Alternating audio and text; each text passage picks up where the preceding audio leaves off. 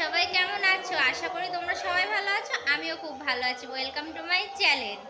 চলো আজকে তোমাদের সাথে একটা ব্লগ শেয়ার করা যাক। সেটা হচ্ছে কি, আমি এখন যাচ্ছি অষ্টম প্রহরে। আমি একা না, আমার সাথে বাড়ির অনেকেই যাচ্ছে, না আমাদের ফ্যামিলি মেম্বাররা। আমাকে বলো তো কেমন লাগছে, কমেন্ট করে আমাকে জানাবে যে কেমন লাগছে। সবাইকে আমার ভালোবাসা রইলো।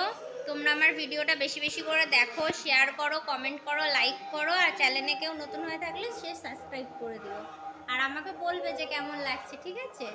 এখন আমি অষ্টম প্রহরে যাব। অষ্টম প্রহরে তো বললাম যে সবাই মিলে যাব। তো চলো সবার সাথে দেখা করেই দেবো তোমাদেরকে, তোমরাও সবার সাথে আলাপ করে নাও। চলো ভিডিওটা দেখতে থাকো।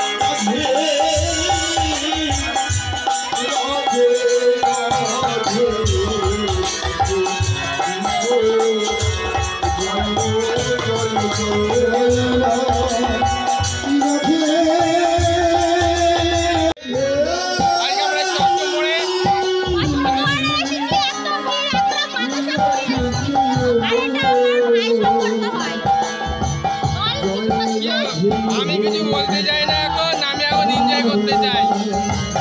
কিছু শোনা যাচ্ছে না বন্ধুরা, এখন অনেকটা প্রচেষ্টা করেছি। দেখো এরা সবাই স্পিড করছে। তুষারের দিকে তাকা।